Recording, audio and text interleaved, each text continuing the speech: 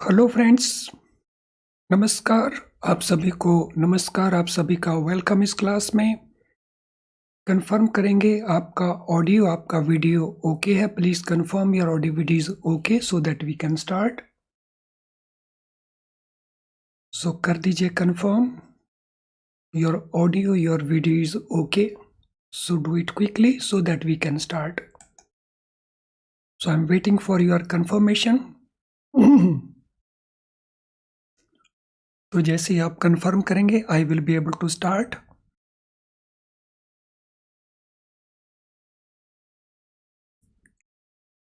कर दीजिए confirm quickly. मैं वेट कर रहा हूँ आपके कंफर्मेशन की। योर ऑडियो, योर वीडियो दोनों ही आपको एक्सेसिबल हैं।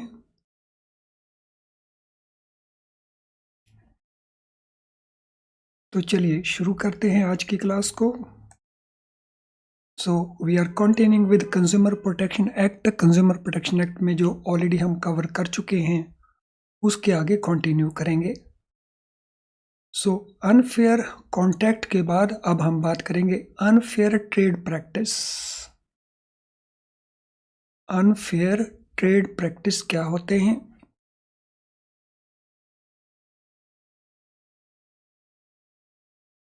अनफेयर ट्रेड प्रैक्टिस का मीनिंग है कोई भी ऐसी trade practice. So any trade practice for the purpose of promoting sale, use or supply of goods or services adopted unfair method, unfair or deceptive practice। तो अगर कोई unfair method adopt किया जाए या अनफेयर और डिसेप्टिव प्रैक्टिस अडॉप्ट की जाए तो उसको हम कहेंगे unfair trade practice. So unfair trade practice means अपने बिजनेस की सेल को बढ़ाने के लिए या गुड्स और सर्विसेज प्रोवाइड करने के लिए अगर कोई ऐसी ट्रेड प्रैक्टिस है जिसमें अनफेयर मेथड को यूज किया गया या अनफेयर और डिसेप्टिव प्रैक्टिस को यूज किया गया, तो that will be known as unfair trade practice.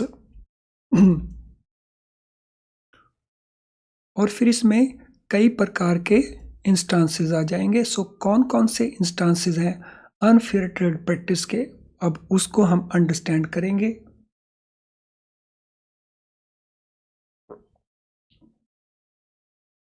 Making a statement whether oral or in writing or by visible representation including means of electronic record।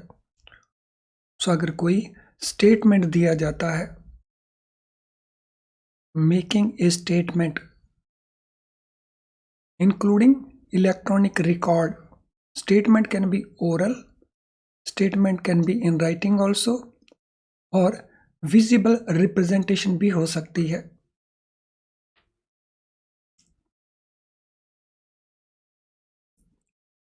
So making a statement, और वो statement एक deceptive practice है।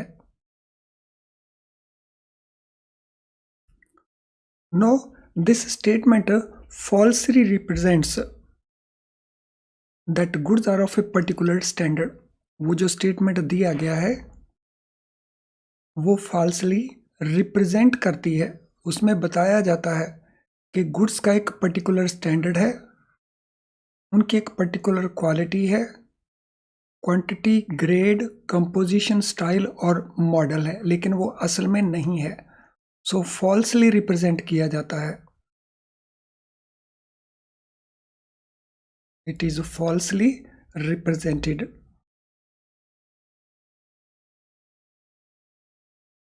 तो अगर false है तो it mean it is unfair method, और unfair और डिसेप्टिव प्रैक्टिस तो इसको हम कहेंगे अनफेयर ट्रेड प्रैक्टिस। यानी फॉल्सली रिप्रेजेंट करना किसको? गुड्स और सर्विसेज के स्टैंडर्ड्स को, क्वालिटी को, क्वांटिटी, ग्रेड, कंपोजिशन, स्टाइल और model. So this is one instance relating to that statement. Second instance, falsely represent that the services are of a particular standard. तो यहाँ पे पहला ए पार्ट था गुड्स को लेकर, सेकंड पार्ट है सर्विसेज को लेकर के. So service being rendered are of a particular standard or quality or grade. So first part relating to goods, part B relating to services, और दोनों में फॉल्स रिप्रेजेंटेशन है. ओरल भी, राइटिंग भी, विजिबल भी, इलेक्ट्रॉनिक रिकॉर्ड्स भी.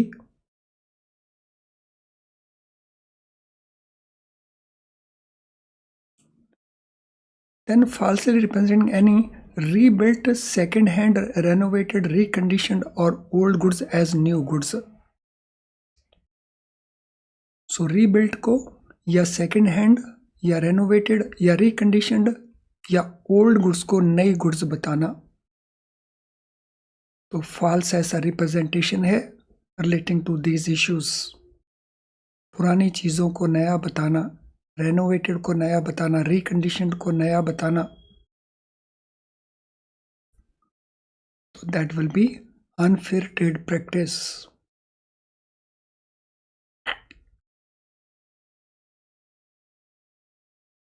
Represents that goods or services have a sponsorship, approval, performance, characteristics, accessories, uses or benefits which such goods or services do not have. तो उन गुड्स के बारे में बताना कि इसमें किसी का स्पॉन्सरशिप है या किसी का अप्रूवल है या इसकी जो यूज़ है और जो बेनिफिट है वो उसमें है नहीं, लेकिन बताना कि उसमें अवेलेबल हैं. So to represent that goods and services have sponsorship और हैव अप्रूवल, जैसे लिख देना BSI मार्क्ड. परफॉर्मेंस कैरेक्टरिस्टिक्स जो उसमें एग्जिस्ट नहीं करते वो बता देना.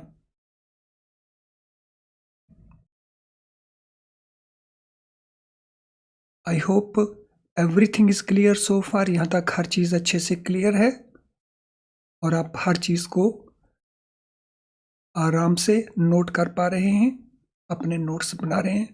तो ज़रा मुझे कंफर्म कर देंगे by typing no question, NQ type कर देंगे ऑल ऑफ यू. सो सभी स्टूडेंट्स ये कंफर्म कर देंगे they are able to write everything.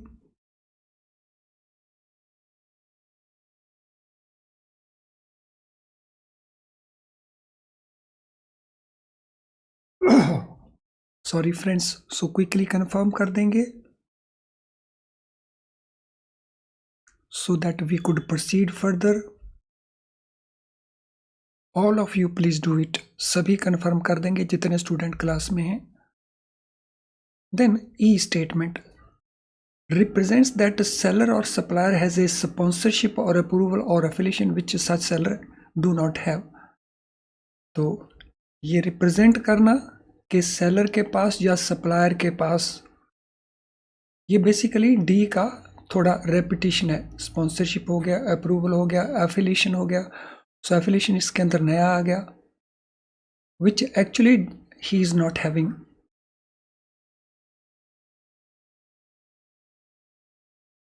तो यहाँ पे नेक्स्ट मेक्स फॉल्स और misleading representation that concerning the need for और यूजफुलनेस ऑफ एनी गुड्स और सर्विसेज. सो कोई भी फॉल्स स्टेटमेंट देना या मिसलीडिंग रिप्रेजेंटेशन करना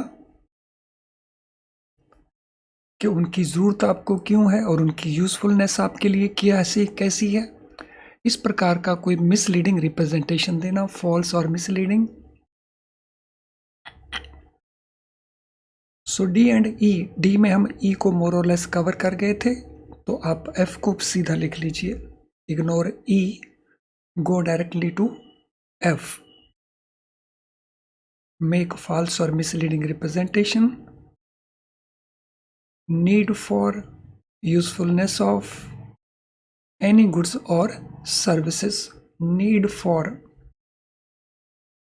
सो ऐसी एडवर्टीजमेंट करना जिसमें ये बताया जाना कि आपको इसकी बहुत ज़रूरत है या आपके लिए ये बहुत यूज़फुल है। सो कुछ भी फॉल्स स्टेटमेंट, मिसलीडिंग रिप्रेजेंटेशन देना।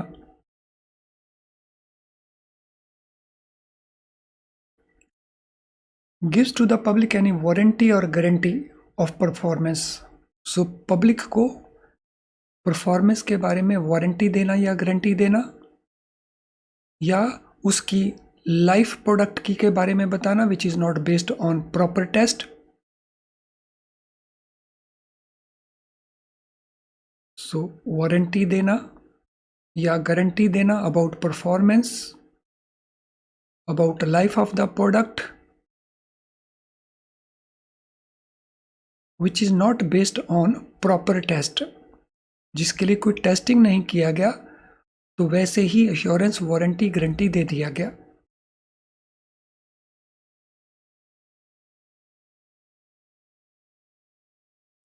सो नो टेस्टिंग बट वारंटी और गारंटी गिवन अबाउट परफॉर्मेंस और about life of the product.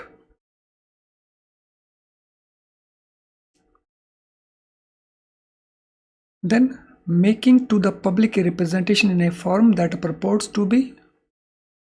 तो पब्लिक को कुछ ऐसा बताना जिसका फॉर्मेट क्या लगता है।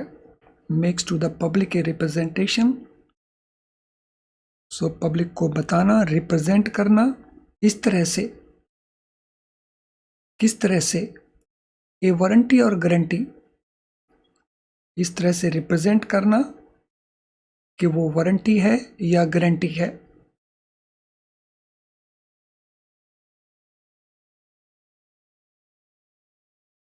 और वो प्रॉमिस टू रिप्लेस है या promise to maintain and repair है।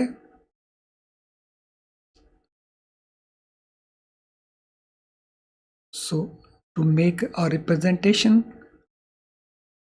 जो ऐसी नज़र आती है कि इधर वो वारंटी और गारंटी है फॉर द प्रोडक्ट और वो प्रॉमिस टू रिप्लेस है या रिपेयर्स और मेंटेनेंस है till specified objective is achieved.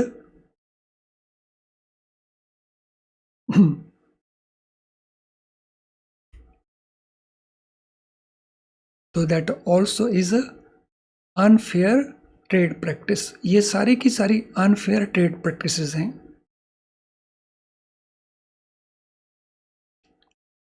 तो ये हो गए हमारे दो इम्पॉर्टेंट पार्ट जिसमें हमने अनफेयर ट्रेड कॉन्टैक्ट किसको कहेंगे या अनफेयर कॉन्टैक्ट किसको कहेंगे और अनफेयर ट्रेड प्रैक्टिस किसको कहेंगे। CIB वालों के लिए बड़ी सीधी इसमें से केस स्टडीज बनती हैं और JIB के लिए सिंगल पॉइंट क्वेश्चंस बनते हैं।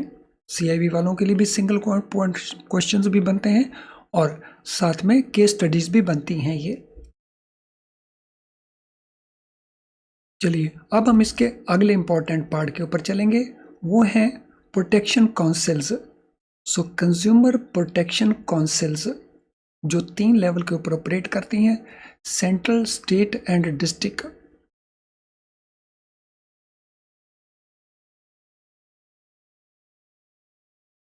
कंज्यूमर काउंसिल्स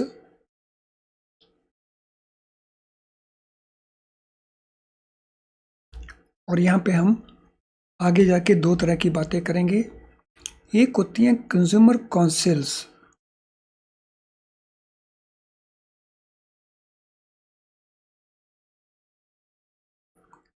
एक होता है कंज्यूमर कमीशंस।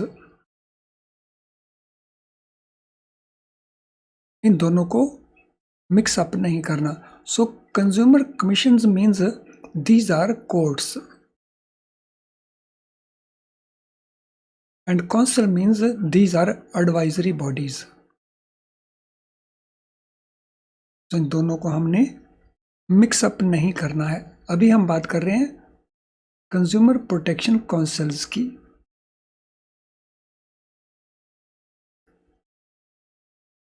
तो 3 लेवल की ये काउंसिल्स हैं, सेंट्रल लेवल के ऊपर, स्टेट लेवल के ऊपर और डिस्ट्रिक्ट लेवल के ऊपर। So first of all we talk about central consumer protection council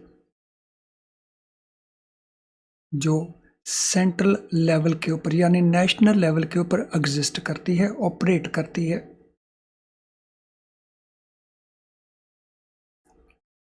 According to Section 3 of Consumer Protection Act, central government will establish so this council, जिसको हम कहेंगे सेंट्रल काउंसिल, इस council को सेंट्रल काउंसिल कहा जाएगा। और इसको इस्टेब्लिश कौन करेगा? इसको इस्टेब्लिश करेगा सेंट्रल गवर्नमेंट।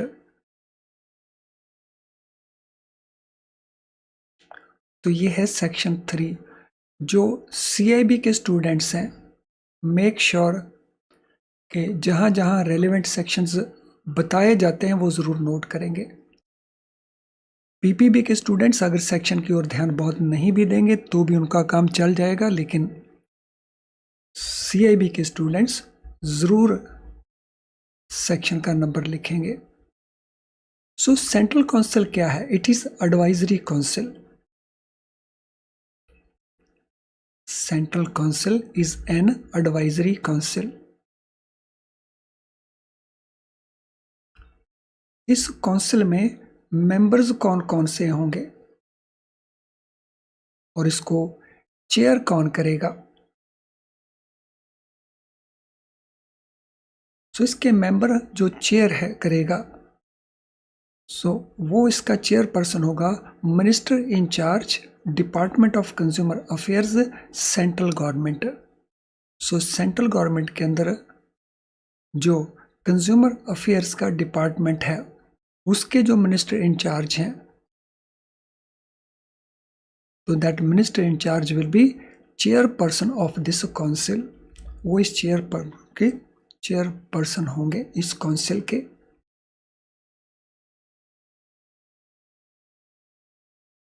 इसके अलावा there will be number of members जैसा सेंट्रल गवर्नमेंट प्रेस्क्राइब करेगी। Such number of other officials और non official members representing such interest जो कंज्यूमर और सोशल मामलों में जानकार हों। So central government can appoint other officials और non official members also.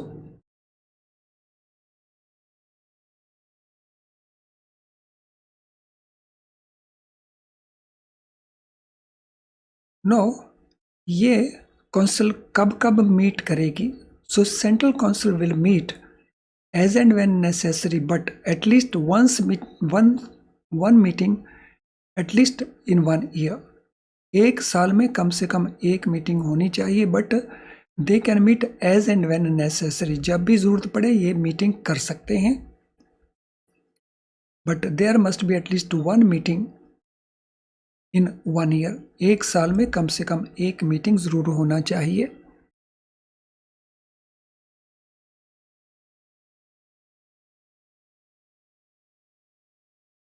Central Council shall meet at such time and place as the chairperson may think fit and shall observe such procedure with regard to transaction of its business which may be prescribed। So इसकी meeting कहाँ पे होगी, इसका time क्या होगी? So that decision can be taken by the chairperson। और इसका procedure क्या होगा? That also can be decided by the chairperson। So meeting का प्लेस, मीटिंग का time that can be decided by chairperson।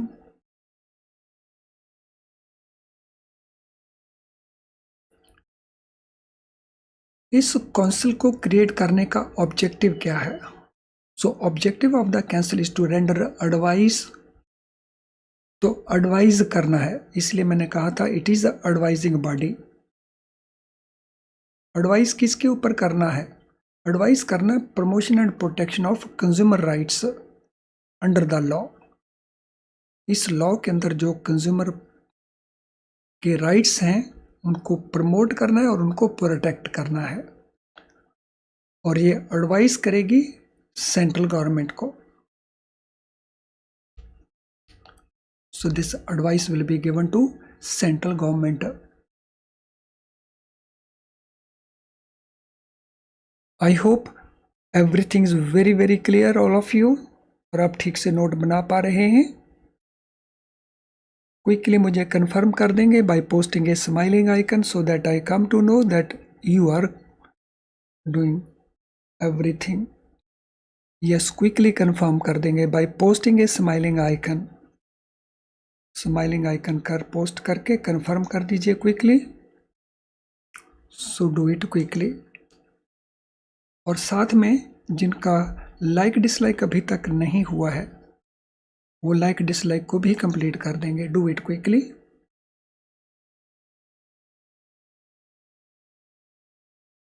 सो बहुत सारे स्टूडेंट्स हैं जिनका लाइक डिसलाइक अभी तक नहीं हुआ है, वो क्विकली लाइक डिसलाइक को कंप्लीट कर देंगे। सो do it quickly.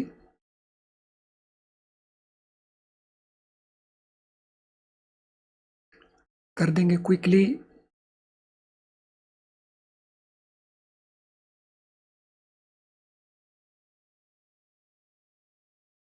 So confirm कर दीजिए बाय पोस्टिंग स्माइलिंग आइकन। और जिनका लाइक डिसलाइक नहीं हुआ वो लाइक डिसलाइक कर सकते हैं क्विकली। अगर आपको सेशन यूजफुल नहीं लग रहा तो आप डिसलाइक भी कर सकते हैं।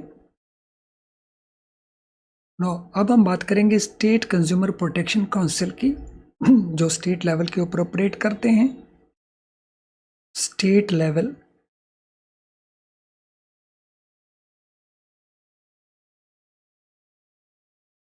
so it is established under section 6 of Consumer Protection Act 2019।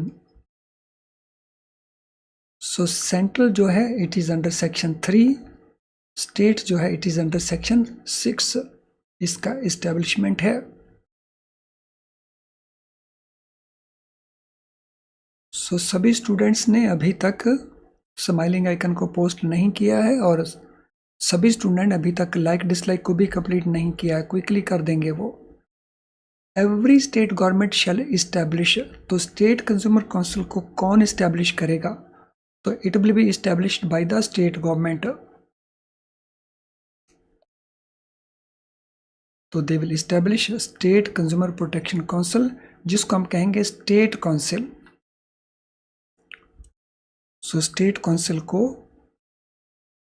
Establish कौन करेगा? So it will be established by state government. So central वाली को सेंट्रल गवर्नमेंट और स्टेट वाली को state government. State council shall B N advisory council. So ये भी एक एडवाइजरी काउंसिल होगी और इसमें कौन मेंबर्स होंगे वो भी नोट कर लेंगे। So like central council it is also an advisory council.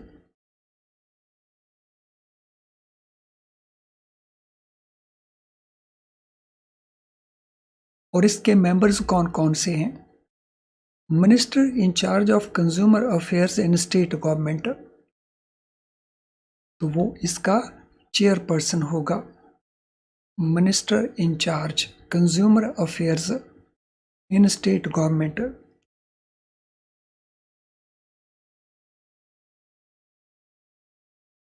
तो that person will function as chairperson. Similarly, there will be members. So members will be officials or non-official members. So such number of other official or non-official members.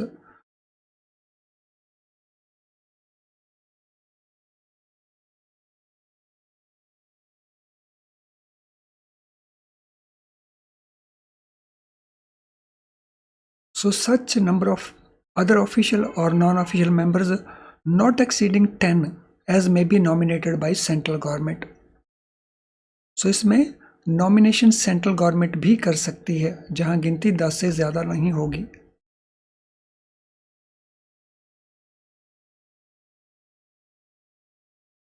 So central government can make the nomination.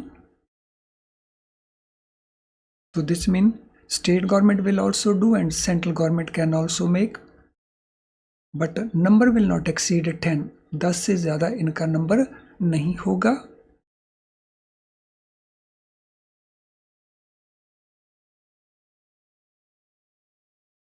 तो ये repeat हो गया है।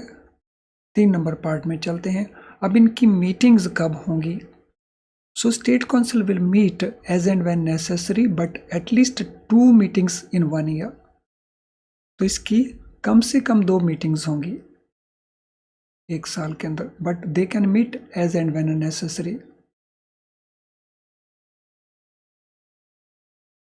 तो ये जब भी चाहेंगे मीट कर सकते हैं, बट एटलीस्ट इनको साल में 2 बार मीटिंग जरूर करनी होगी। सेंट्रल गवर्नमेंट के केस में हमने नोट किया था there is 1 meeting, and state के केस में इट इज 2 मीटिंग्स मिनिमम।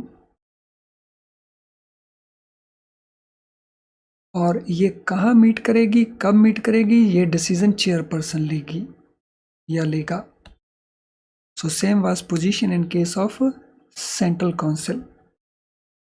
तो decision about place and time that will be taken by the chairperson.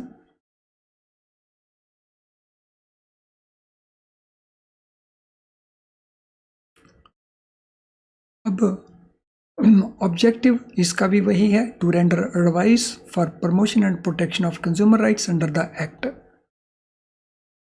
तो ये एडवाइस रेंडर करेगी टू द स्टेट गवर्नमेंट, ताकि जो कंज्यूमर के राइट्स हैं अंडर द एक्ट उनको प्रमोट किया जा सके और उनको प्रोटेक्ट किया जा सके।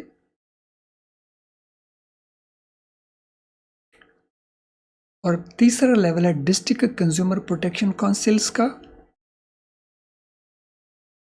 District consumer protection council. सो इनका जो अपॉइंटमेंट है वो सेक्शन 8 के अंदर है।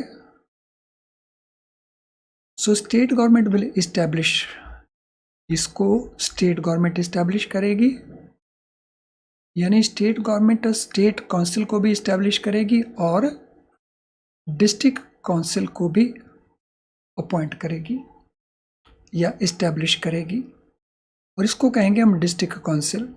पूरा नाम है डिस्ट्रिक्ट कंज्यूमर प्रोटेक्शन काउंसिल और शॉर्ट नेम है इसका डिस्ट्रिक्ट काउंसिल।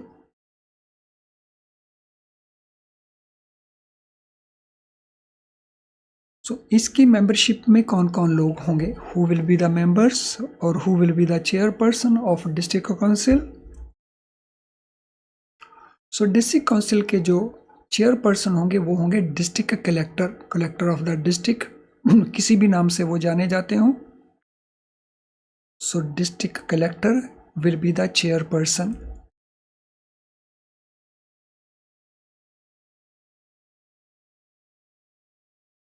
इसके अलावा there will be other members also appointed by the state government, such number of other official and non official members. सो ये डिफरेंट कंज्यूमर ग्रुप्स को represent करते होंगे। सो district council जब चाहे ज़रूरत पड़े मीट करेंगे, बट एटलीस्ट 2 मीटिंग्स कम से कम होनी चाहिए 1 साल के अंदर। So it is on the pattern of state government या state council. So minimum 2 meetings, but they can hold meetings and as and when necessary. जब भी ज़रूरत पड़े तो ये मीटिंग्स कर सकते हैं।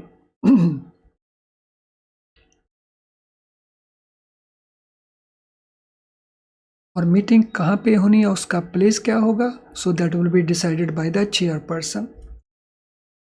सो time for meeting, place for meeting, so those decisions will be taken by the chairperson.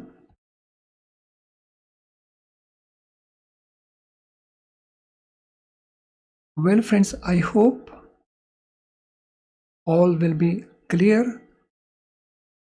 सब कुछ अच्छे से आपको क्लियर हो गया होगा। तो उसको हम कंटिन्यू करेंगे नेक्स्ट सेशंस के अंदर। आपका कोई क्वेश्चन हो किसी भी तरह का तो आप कमेंट बॉक्स में इस वीडियो के लाइव सेशन के बाद भी कर सकते हो। सो आप अपने कमेंट्स को कमेंट बॉक्स में डाल सकते हैं and we will answer your query. चलिए अब आज की सेशन को हम वाइंड अप करते हैं। सो हम कंटिन्यू करेंगे नेक्स्ट क्लास के अंदर। Thank you friends, all the best. So we meet in the next session.